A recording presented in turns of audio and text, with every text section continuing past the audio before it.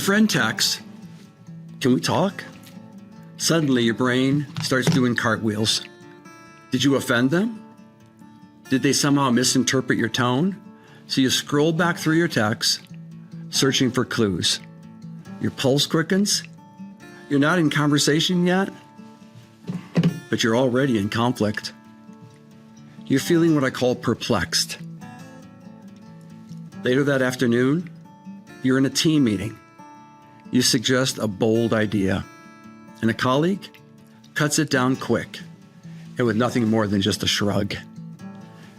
Your chest tightens, you mask it with a smile, but something inside of you just shifted.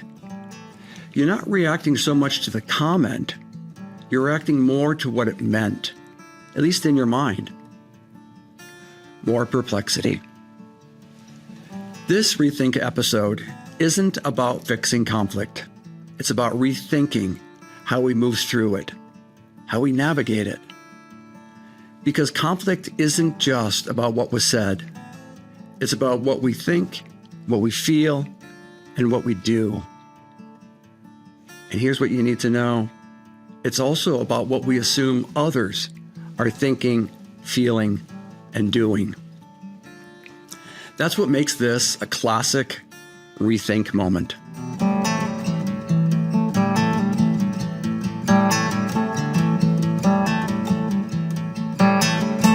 Welcome back to the Rethink podcast.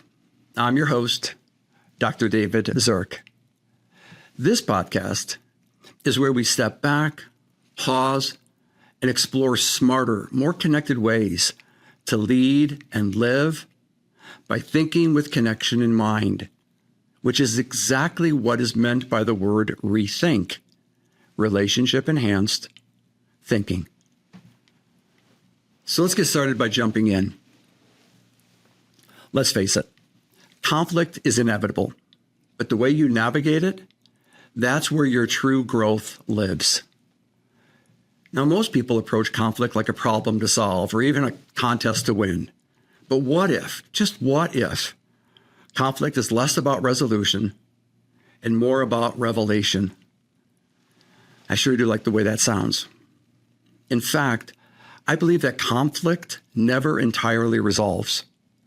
To think otherwise is flawed because I think it sets you up for disappointment or frustration or even much worse. Now, conflict might dissipate or it might even partially dissolve, but it's always ready to return, and sometimes with vengeance. Today, I'm going to walk you through the conflict navigation roadmap. This roadmap is a simple, powerful framework for understanding how your inner story and someone else's outer behavior, they collide, and how to stay relationally grounded and balanced when that's happening.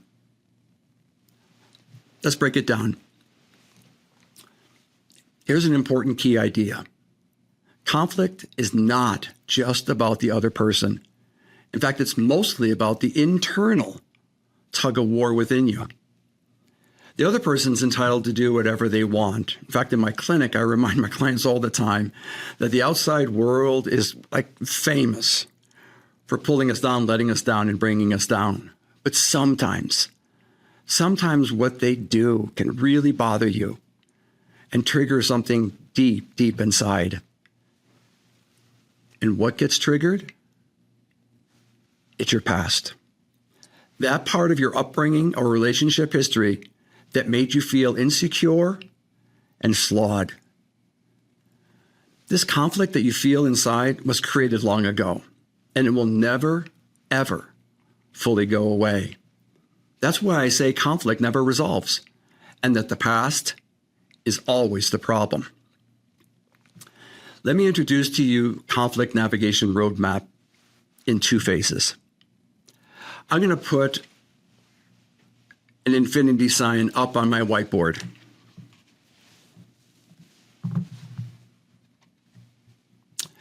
Notice that where I begin with this sign is to remind us that conflict never resolves and how we perpetually are intertwined with others.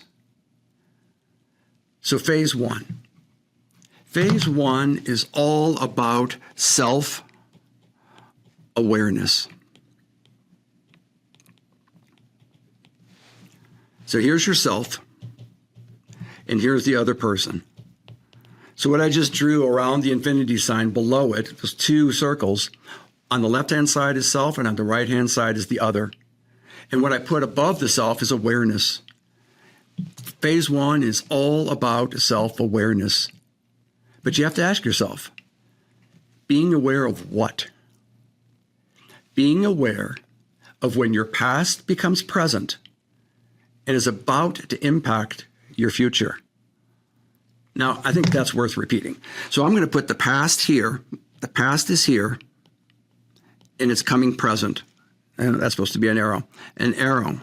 It's coming present. I'm going to change that to X marks the spot. Self-awareness is being aware of when your past becomes present and is about to impact your future. When you get triggered, a strong energy rapidly surges through your body and activates your mind.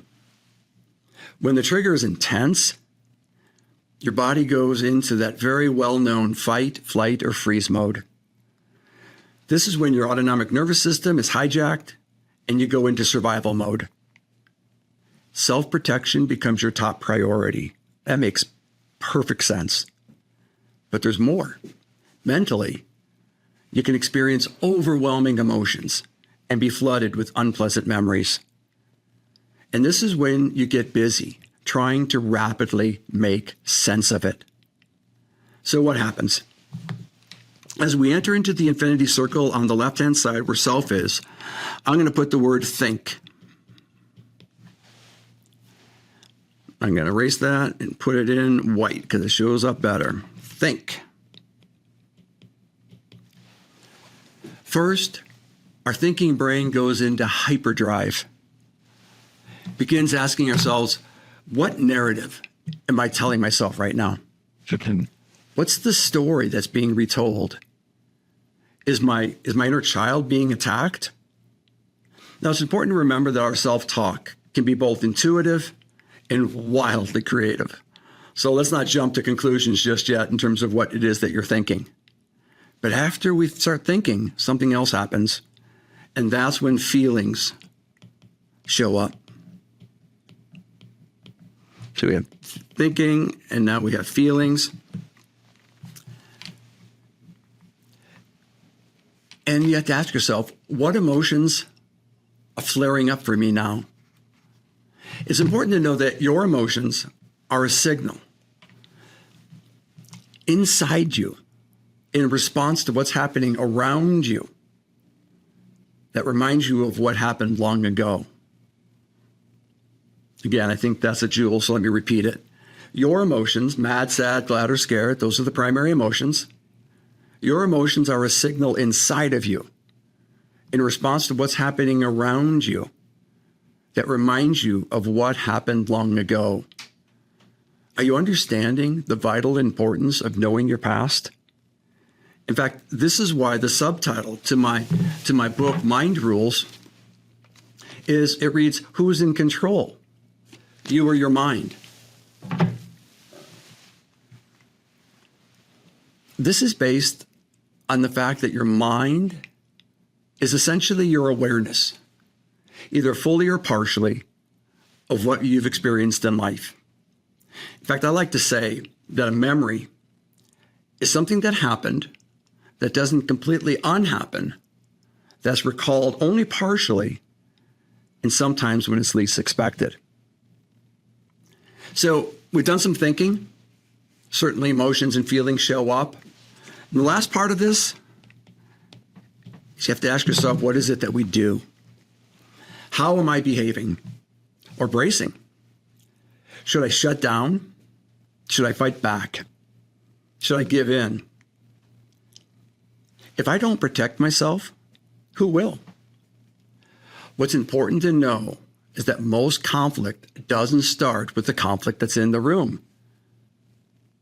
It starts with a trigger, an old wound, unfinished business, a misinterpreted word, an unspoken expectation, or what I refer to as that primal sense of insecurity and that deep sense of feeling flawed. Here's an important tip. We project our past into the present and call it truth. Now, let me see if I can convince you as to why this is so important and why conflict gets so easily created between two people. I project my past into the present and recognize it as my truth. Now, if I'm doing that, so are you.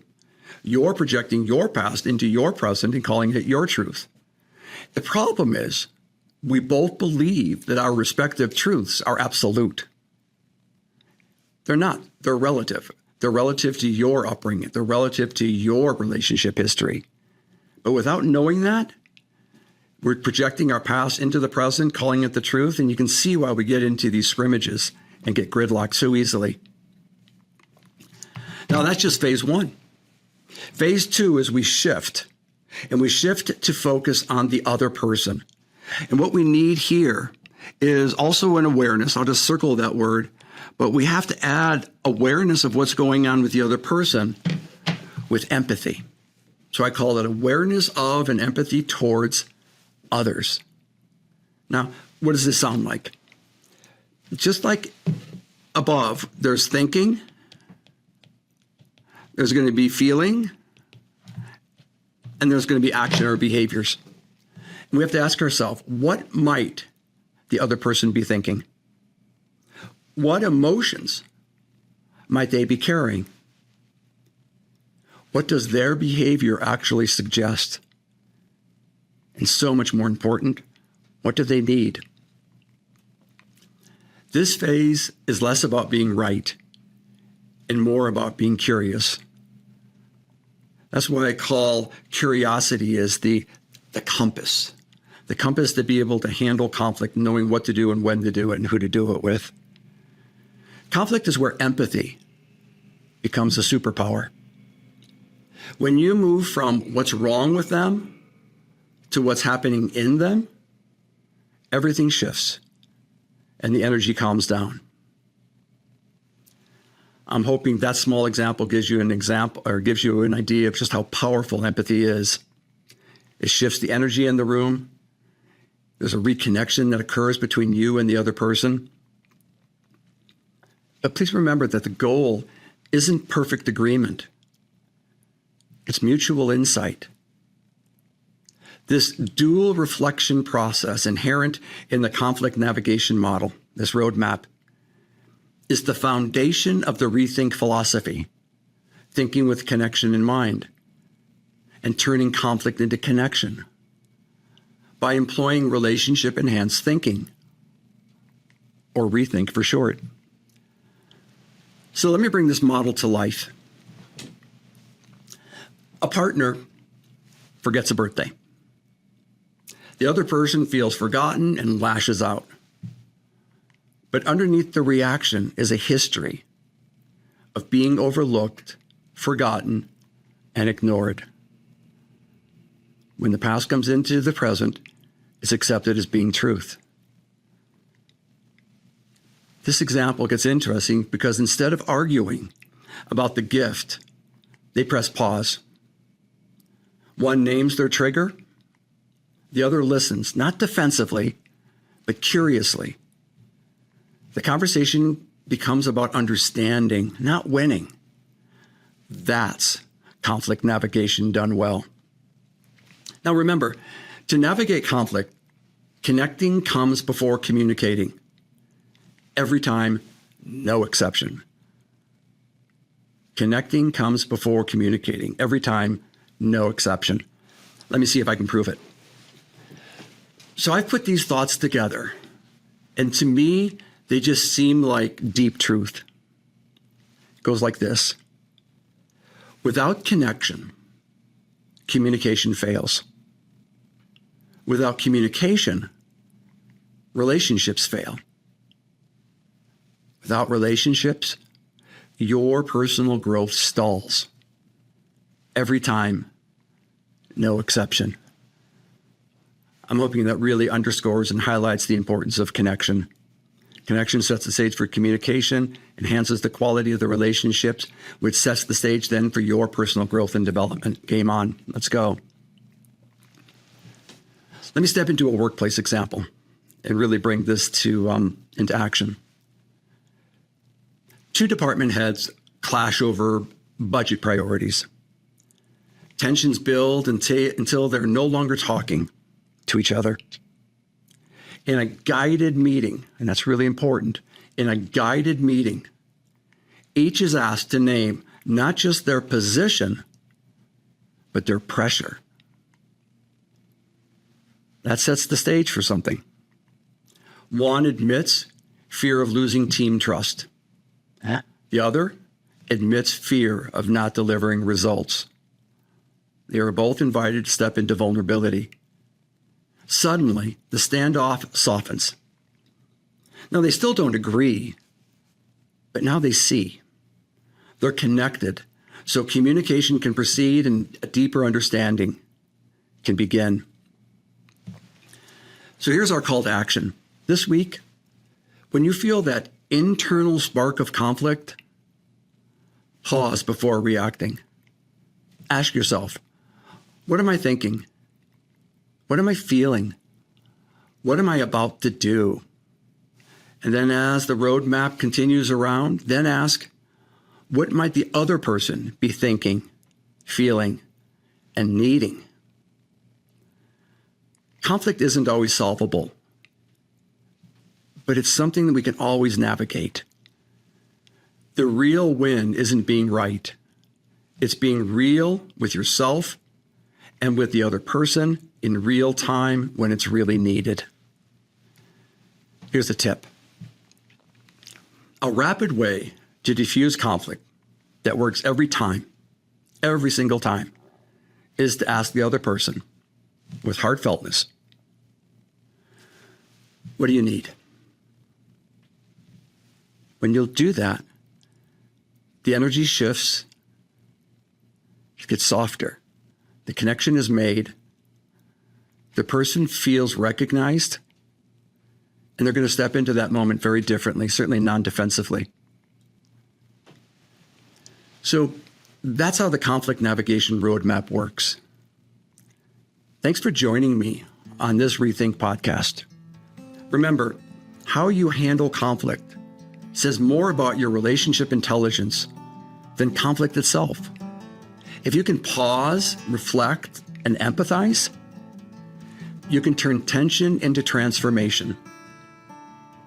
So I'd like to invite you to go to davidzierk.com/resources to download the conflict navigation roadmap and take the next step in leading with insight, not impulse. Until next time, keep rethinking your reactions, because that's where change begins.